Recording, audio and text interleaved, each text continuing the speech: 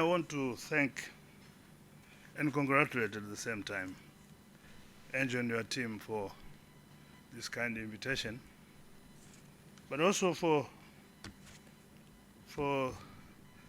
this major milestone. This is 10th edition. We've been able to sustain this initiative, as pointed out by Dr. Tumaini, that it's a gathering of people who share intellectual discussion on various issues, certainly on issues related to business development in Tanzania.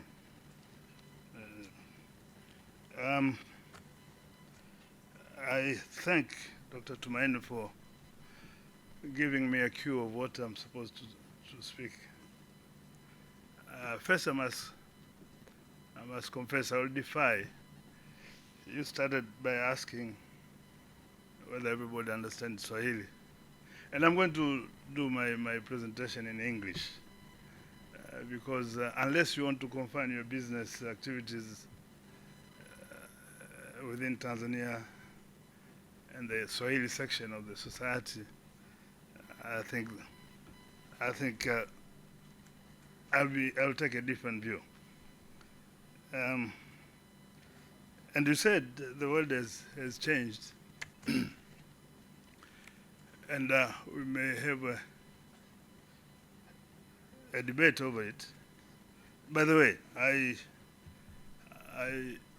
I'm quite fluent in Swahili, and I also speak a little bit of English. So Swahili doesn't give me any problems. But in the world that you mentioned that has changed, one of survival, in the survival kit of the new world, there are three things. One is you have to be educated in this new world, against the primitive world that we have been talking about. This new world does not entertain or accept illiteracy or any sort of lack of education. Secondly, you need to be connected. And I can see almost every one of you has either a laptop or a cell phone or smartphone. And if someone collects your phones now and deny you for half an hour, 1 hour, you find that you are completely cut out. It's your oxygen. So you have to be educated, you have to be connected. But thirdly, proficiency in English is almost an imperative, unless you want to confine whatever you're doing in your small locality. But if you want to do business or any professional pursuit that interacts with the wider international world, proficiency in English is an imperative. I mean, the French used to be quite arrogant about their language, but now they all learn and speak English. The Chinese, in spite of their numbers, they've even gone beyond. Not only they speak English, but they also adopt English names: Joe, Bill, Tony, and the Chinese name is on the other side of the business card. But I thank you, Doctor, because I wasn't sure of what I'm going to speak. It reminds me of a story of a prominent professor. He was invited to a seminar, but he was busy collecting his files and speaking over the phone at the same time. So, and the seminar was 2 days later. So the way he had was that he was supposed to speak on the role of breastfeeding in enhancing democracy. So, being a brilliant professor, he prepared a paper on the role of breastfeeding in enhancing democracy.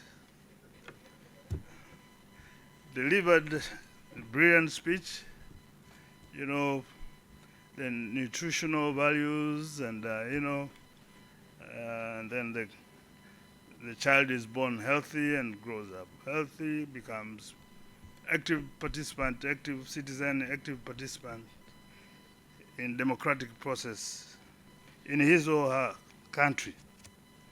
And therefore, breastfeeding enhances democracy, and he gets standing ovation. When he went to the office 2 days later, going through his emails, he found out that he was actually asked to speak on the role of free press in enhancing democracy. So having not understood the topic very well, I hope I'll still get standing ovation. Thank you. But I'll go back to where Doctor gave me the lead, trying to get the right topic for this presentation. Indeed, the world has changed. I agree with you 100%. And I don't want to go back to the primitive days. That would be too much for this morning. But I think apart from Angel's dad here, and few, most of you must have been born after 1989. Most, not everyone. And, majority. I'm picking 1989 because that's the year that the Berlin Wall fell. That was the end of Cold War. I think the fall of Berlin Wall marked the end of Cold War.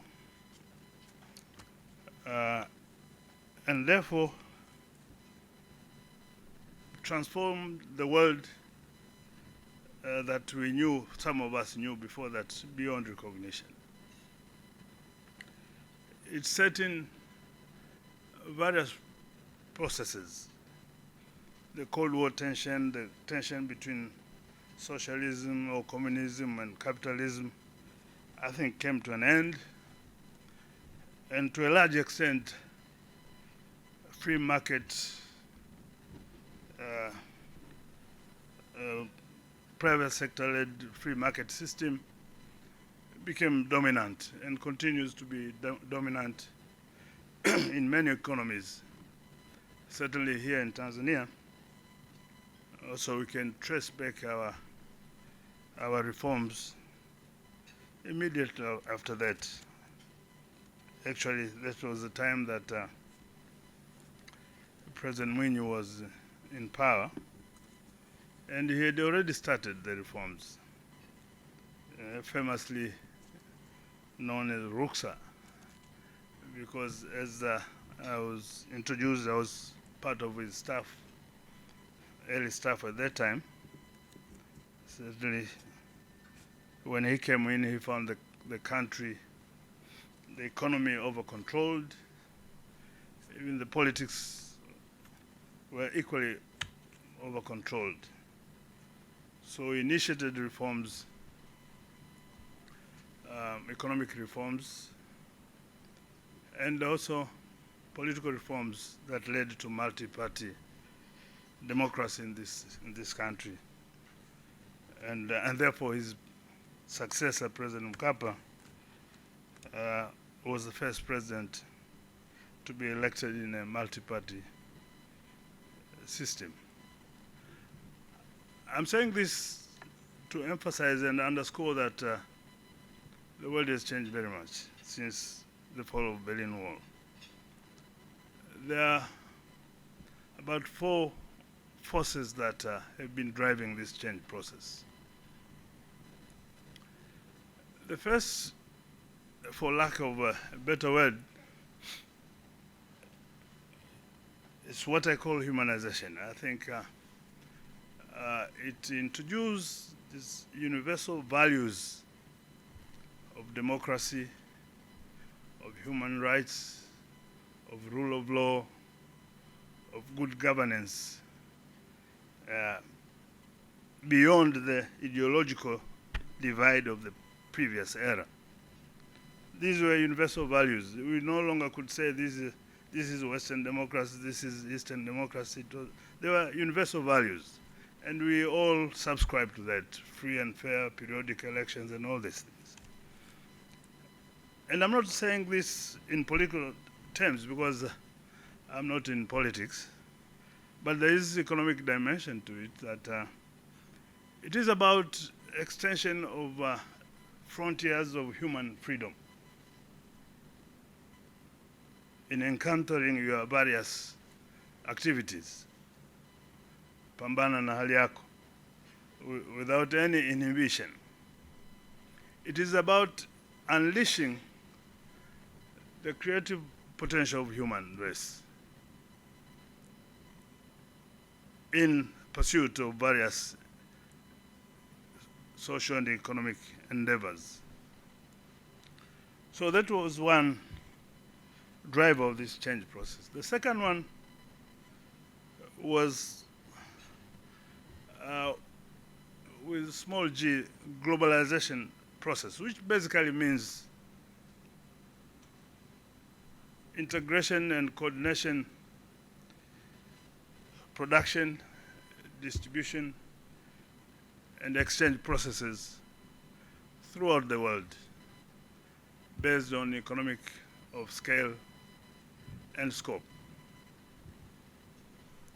The third driver of this process is what I call liberalization process that transformed national boundaries into markets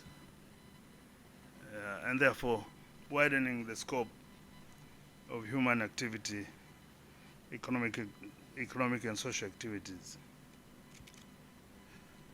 The fourth in the process, it was also realized, it was and it has and still it is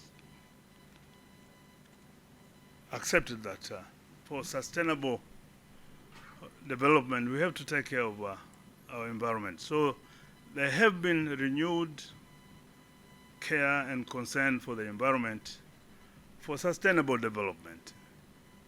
In whatever we do, we have to take care of the environment. And now the issues of environment are taking the center stage throughout the world. And the fifth driver is significant developments in science and technology, especially information and communication technology, which renders time, distance, and space completely irrelevant in the competitive global business environment. So these 5 drivers, the dynamic interplay between and among these 5 drivers has created a new global environment that is characterized by extreme uncertainties, extreme unpredictabilities, profound discontinuities. For those of us who were born in the past, we grew up using the copper wire telephone, but that discontinued from copper wire to a cell phone is unimaginable. There are instabilities all over, unpredictabilities, and therefore it's a brand new world that is quite complex. And this is the world that human race in various endeavors, economic, social, science, technology, are taking place. Highly unpredictable, highly unstable, full of discontinuities. And this now is becoming even worse now with the advent of fourth industrial revolution, unleashing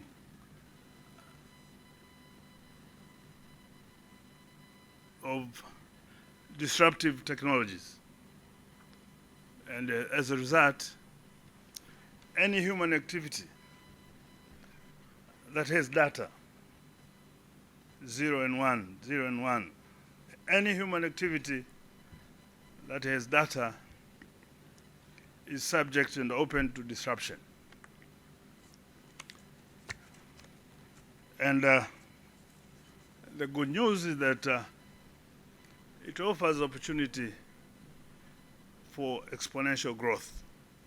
Any human activity that has data can adopt disruptive technology and register exponential growth. And for countries like Tanzania, and we are very famous for most of the time giving out a long list of inventory of what we have. We have good land, we have tourism assets, we have minerals, we have livestock, second largest in Africa. We have this and that. And we have history, post-independence of absolute peace and stability. We have geography, a coastal state surrounded by landlocked neighbors who depend on us. So we recite that like a church prayer. But then if someone asks us, if you have all these things, why are you still poor? And these are the challenges that we face as a country, but as individual businesses. How can you turn this defeatist situation into victories in our individual businesses, in our professions, and as a country? Certainly, we need to change the narrative from having this long inventory of what we have. There must be things that we don't have. So we should change the narrative and start looking at what we don't have. If we acquire, then we'll turn what we have into wealth, into uplifting our lives. There's a book, I think the author is a Scottish name, a bit difficult, but the title is Eat the Rich. I read it about 15 years ago. This is an economist who surveyed a number of countries in the world, the economic systems, and including Tanzania. Two chapters which attracted my attention. The chapter on Hong Kong, he titled it Making Everything Out of Nothing, because Hong Kong is basically a rock. There's nothing there. And actually he was comparing the structure of Hong Kong like the foot of Mount Kilimanjaro. You know, that's how Hong Kong looks like. But the chapter on Tanzania, he titled it Making Nothing Out of Everything.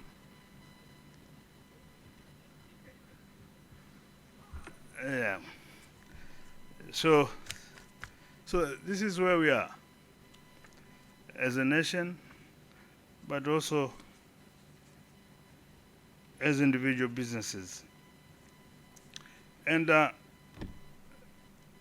in order to transform what we have into wealth generation,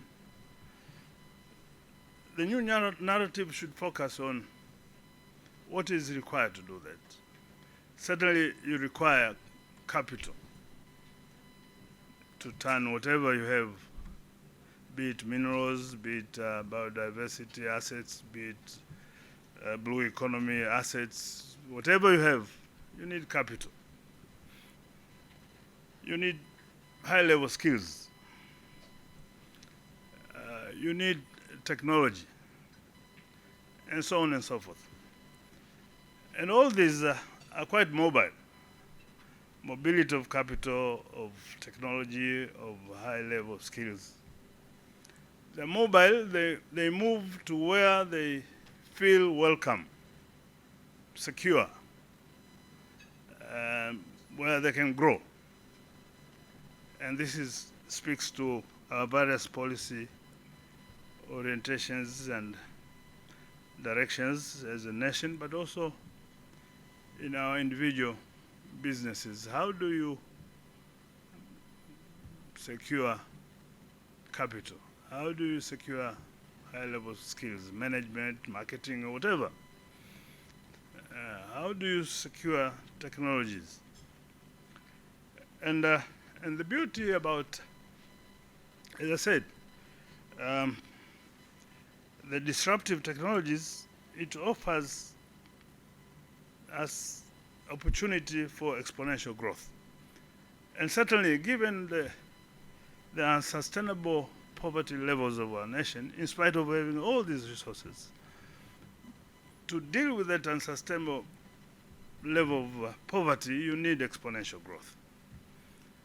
And that's why technologies like blockchain,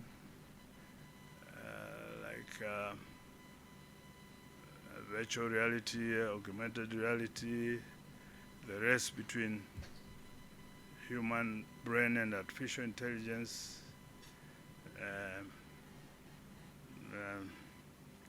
analytics, algorithms, and so on and so forth. I'm speaking to the converted here. You know more about it than me. We need to have policy that makes Tanzania go in tandem with how the world is evolving, and therefore also make our individual human endeavors in business, in other activities, go hand in hand with what is happening in the world today. And the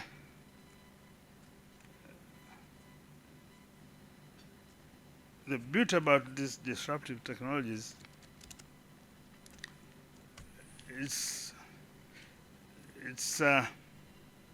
it creates abundance. It creates abundance. I was talking to one politician. I was talking about the same issues on how disruptive technologies can create abundance. I was in a small place in Ifakara, and we were discussing about this. And I was telling that these technologies create abundance. And he said, what do you mean? I said, well, for instance, here in Ifakara, we can resolve to host a national conference of, let's say, on tourism. And he says, are you crazy? Where would the hotel rooms come from?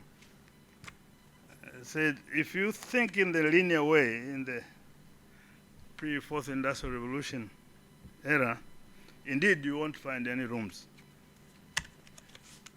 But if you invoke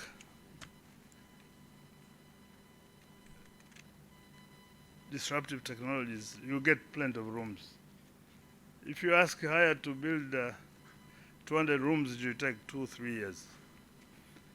But if you invoke Airbnb, you can get those 200 rooms in 2 days. And those who want to read more about abundance, there's someone called Peter Diamandis. He has written a lot on these issues. So this is the world that we are living. you provoked me to talk about change, and and therefore, as a nation, we have those challenges. But at the business level, which this business breakfast is all about, we also have a mammoth task in Tanzania. Our private sector is quite small, it's quite limited, and yeah, a lot of efforts were done, especially after President Mwinyi opened up the economy and politics. Certainly, President Mkapa did a lot to modernize. It was a very primitive economy because the public sector, the parastatals, had collapsed. You know, even to get beers for your wedding ceremony, you have to get a kibali. It was quite primitive. So President Mwinyi started opening up, but President Mkapa, in my view, modernized this economy, first by establishing and deepening macroeconomic fundamentals, stabilize, and then he went further to focus on micro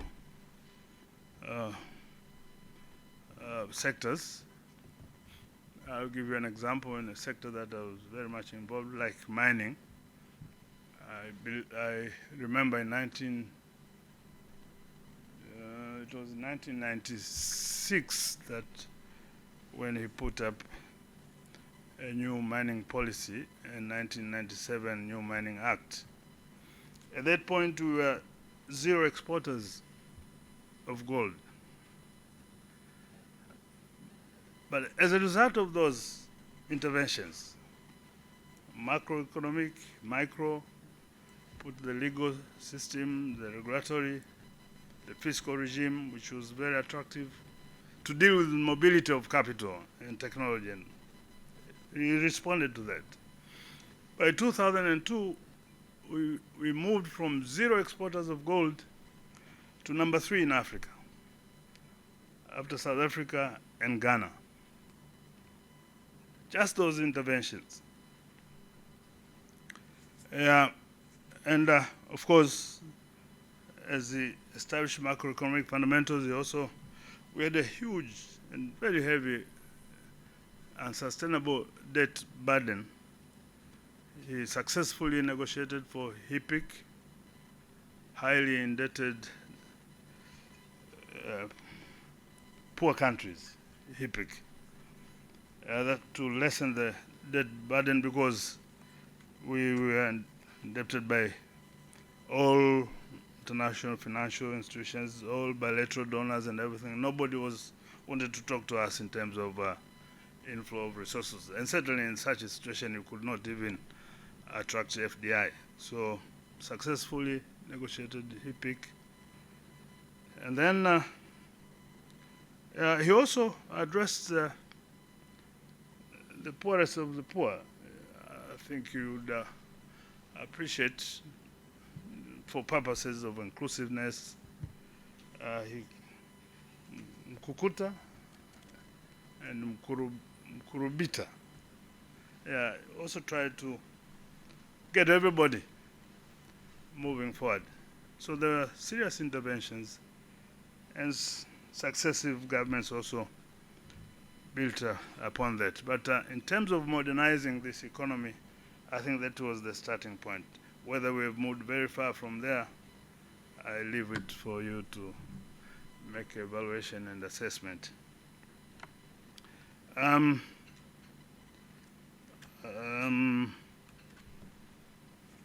Yet, we are still very poor. And one thing, and this was the time I was also negotiating my early retirement from the government, and given because President Mkapa had been my minister twice, and my president, and personally close to him, I couldn't just write him a letter that I'm taking early retirement. I had to face him. It's a kind of meeting I don't want to do it ever again in my life. And one of my reasons that I think I managed to overpower him was that this Mkapa economic revolution, its success and sustainability very much depends on having a modern private sector that is ethical, that is transparent, that is responsible, that is responsive, and that is sufficiently local.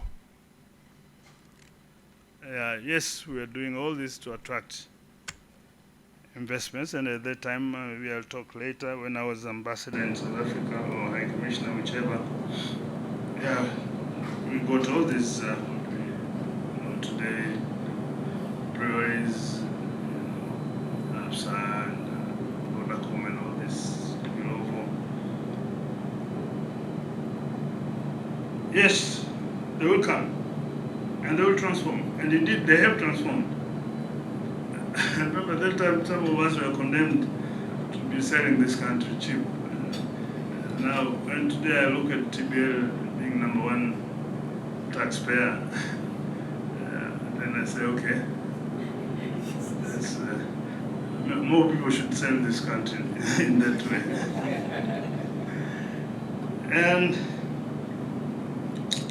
But still, there is very little participation of Tanzanians. So when I was convincing him, I said, I'm not running away from you, I'm getting closer to you. I'm a believer of Mkapa economic revolution. I want it to succeed. But its success would depend, and sustainability would depend on some local Tanzanians should be part of this revolution. It's just like having a football match at the national stadium. The players are all foreigners, and Tanzanians are reduced to be spectators. So I told the president, I said, these natives will one day invade the field. And until now, I think there's very little participation.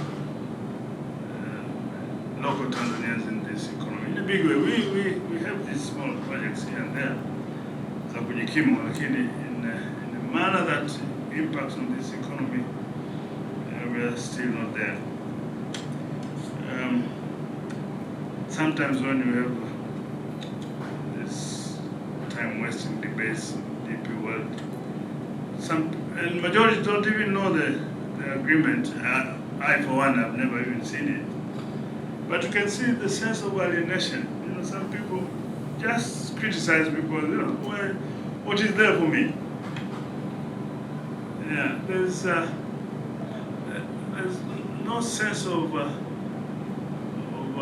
ownership of this economic process, and therefore, talk about partnerships. We still have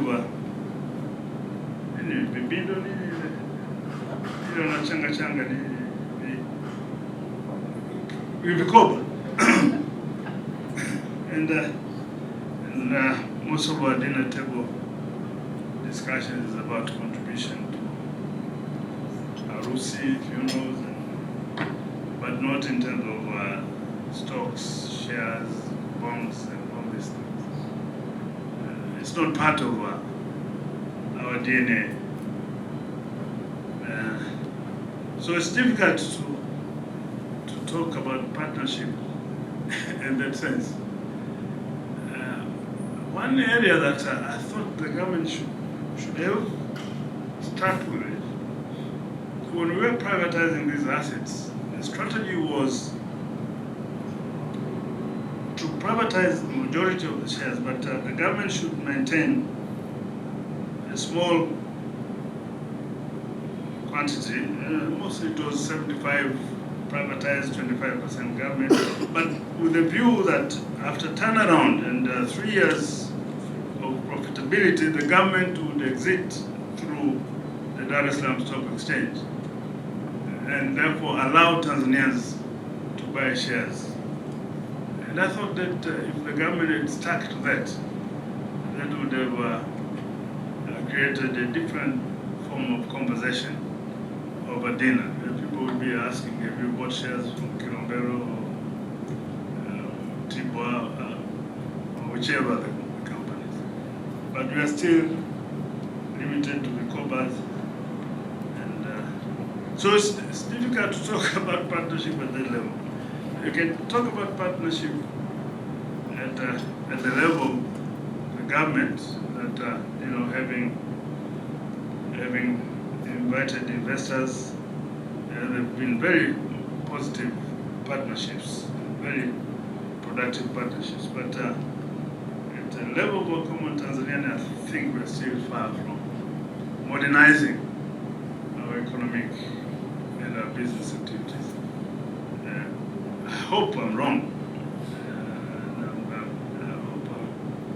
But I'll be very happy if I'm wrong. But this is my reading, and I'll be happy if I'll be corrected in this.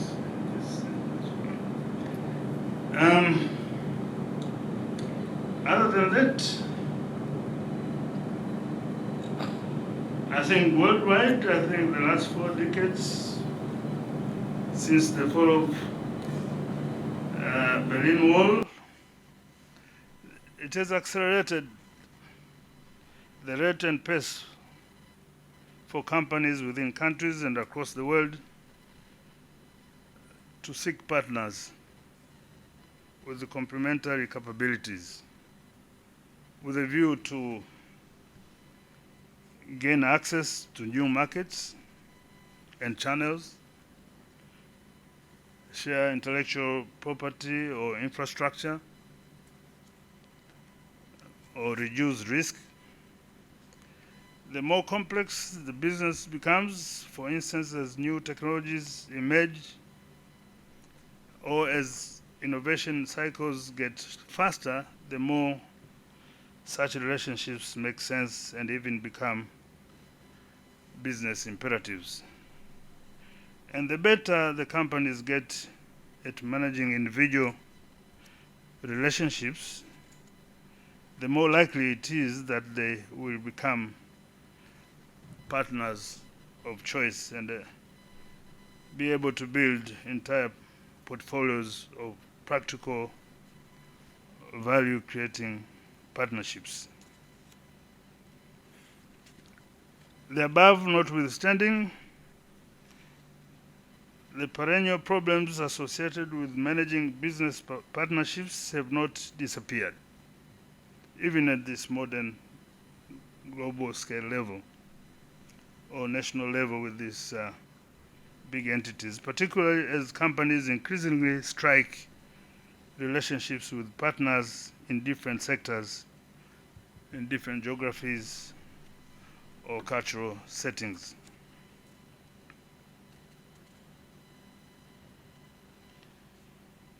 In a comprehensive study, the consulting firm McKinsey identified some main risks and challenges that befell many partnerships, be they local or global, include lack of alignment on parent and partnerships objectives between the two partners, especially if one is big, the other one is small and weaker. Lack of effective internal communication and trust, constructive governance, leadership, and processes, lack of clearly defined incentives and KPIs for that kind of partnership. Proactive communication to external parties, plan for restructuring and evolution of these entities, defined roles and responsibilities of different parties in the partnership, different cultures, communications and expectations. Different companies or partnerships deal with these problems and many others differently. In summary, successful partnerships don't just happen, but they have to be carefully curated right from the initial approaches and negotiation phases. At the end of the day, be they local or global, serious partners out of essence need to set a clear foundation for business.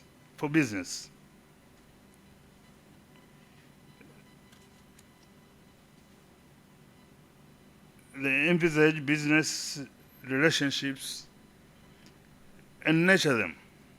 Nurture these relationships. They will not survive on their own. They need to be nurtured.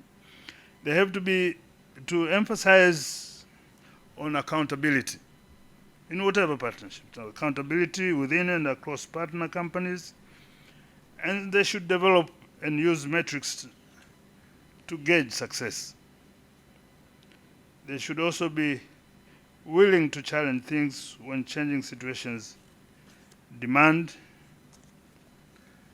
In this regard, I sincerely believe that focusing on these three priorities can help partnerships thrive and create more value than they would otherwise.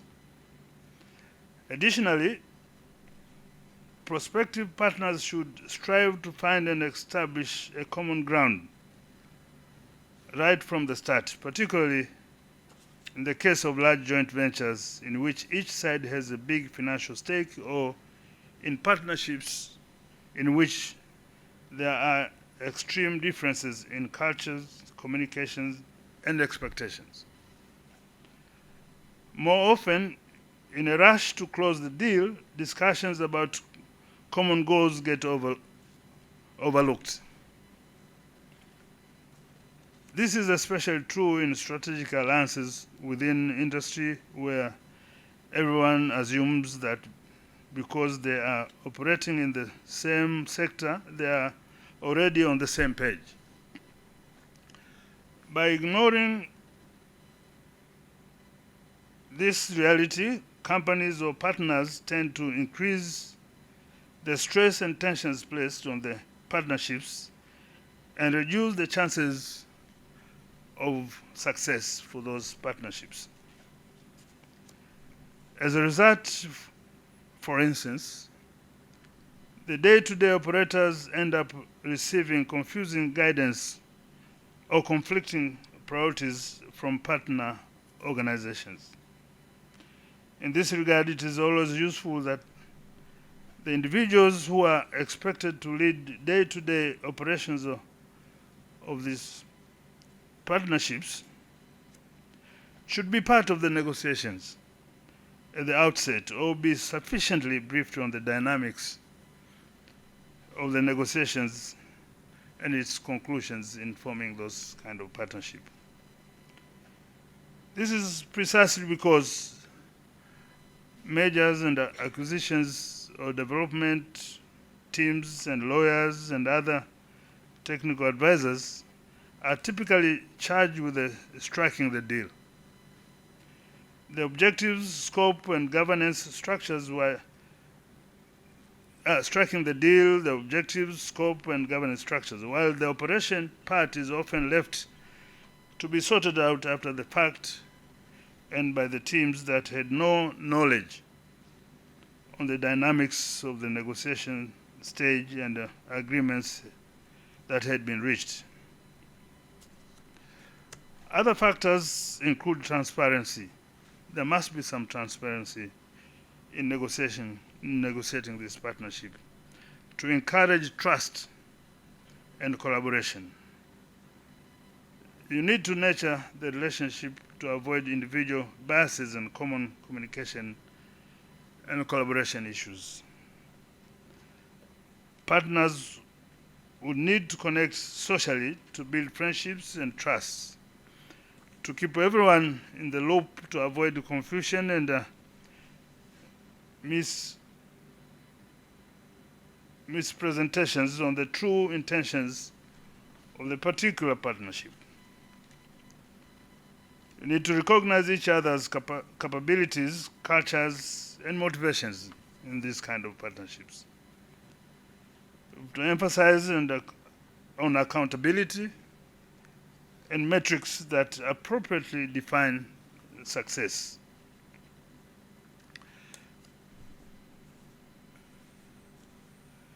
Personally,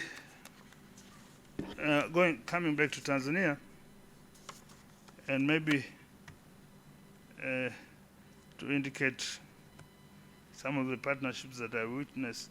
When I was a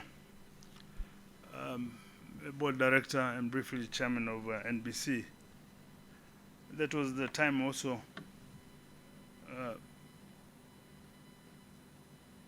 Barclays acquired ABSA. As I pointed out earlier in my earlier remarks,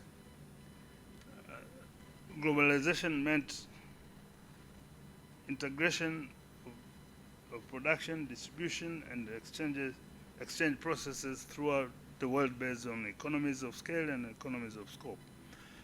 So through that process, there have been an accelerated major acquisitions.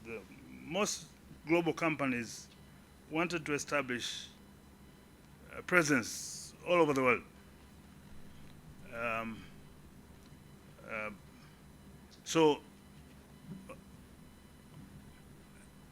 And most of these major companies are in the developed world. So a lot of companies in developing countries, including countries like South Africa, whenever an entity showed some potential of global connectivity, it became subject of mergers and acquisition. So that was the time that Barclays acquired ABSA. That was the time that AB InBev acquired Sub-Miller, South African breweries. You could only survive if you are small and unattractive. For as long as you are big, and these were big South African companies, and they became subject of this global process of integration. Get economies of scale, market access, and all these things. It was also the time that I was at a meeting of Ilovo and British Sugar in Johannesburg yesterday. That's when British Sugar, Associated British Sugar, acquired Ilovo. So you can only survive if you are small and unattractive. For as long as you are attractive in this globalization process, you are a subject of and a target of acquisition. So in some cases, I think in the case of Ilovo and British Sugar, or SAB Miller and NB,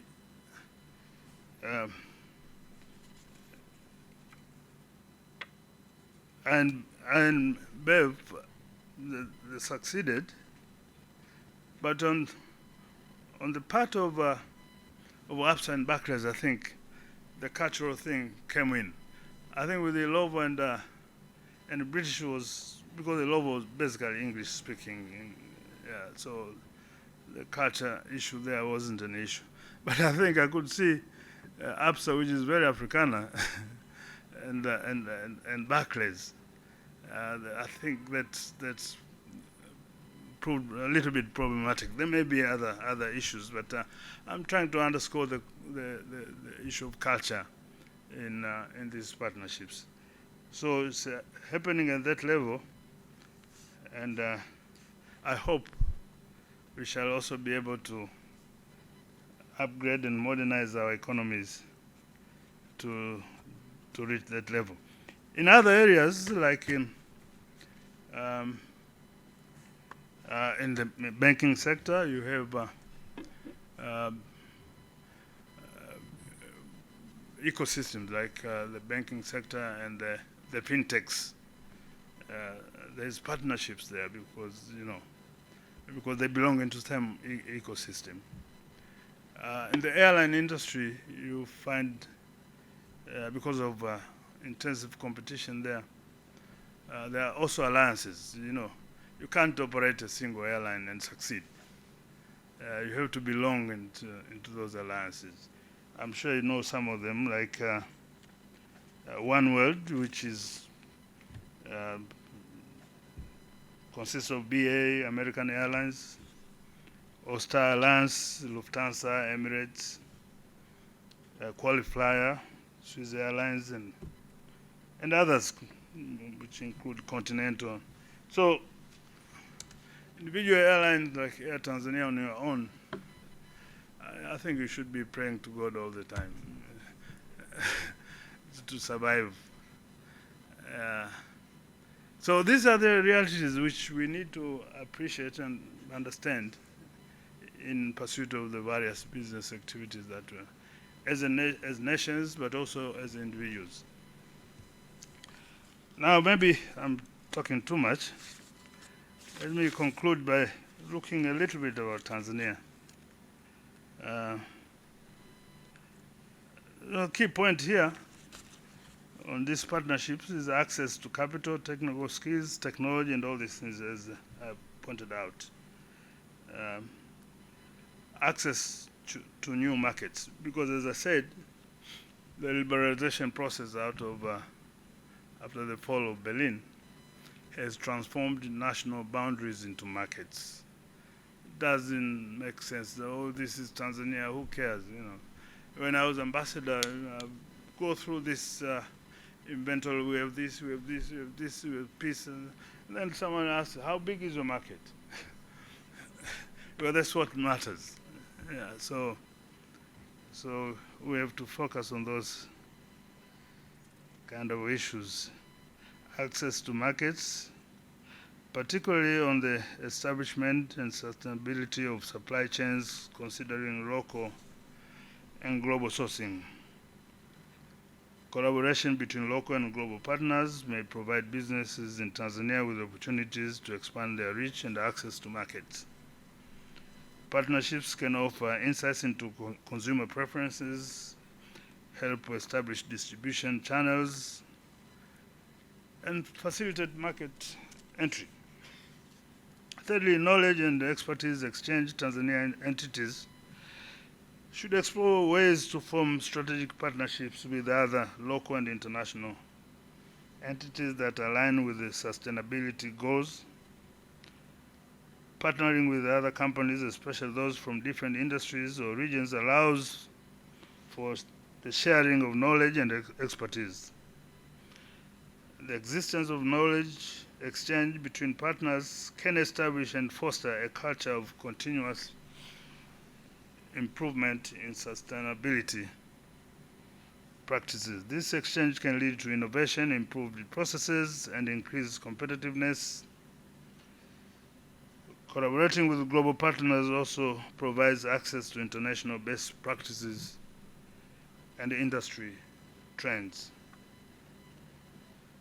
When it comes to resource pooling, partnerships can enable businesses to pool their resources, including financial, technological, and human resources. This can lead to cost savings, improved efficiency, enhanced capabilities, and competitiveness. For example, local businesses in Tanzania can access funding and technology through partnerships with international companies if we have that ability. On risk management and resilience, collaborative relationships can help businesses mitigate risks and increase their resilience to external shocks by diversifying their network of partners. Companies in Tanzania can reduce their dependence on a single market or supplier, thereby safeguarding their operations against disruptions. On the innovation for sustainability, collaborative efforts can drive innovation in sustainable practices within organization and industry. Also can bring about technological integration. And finally, certainly, forging those kind of partnerships can bring about regulatory compliance. Such partnerships can ensure compliance with local and international sustainability regulations and standards to attain competitiveness. So it is possible for us, but at the end of the day, I should end where Dr. started. We have to modernize this economy. We have to modernize our businesses to be able to grow and survive in this highly competitive new world of globalization, new world that is driven by forces of the fourth industrial revolution, which is happening very fast. I think some of you must have heard me quoting, by way of ending, quoting the Canadian Prime Minister, Trudeau, at the World Economic Forum in 2019 in Davos. He said, the pace of change has never been this fast ever. Yet, it won't be this slow again. I thank you for your attention.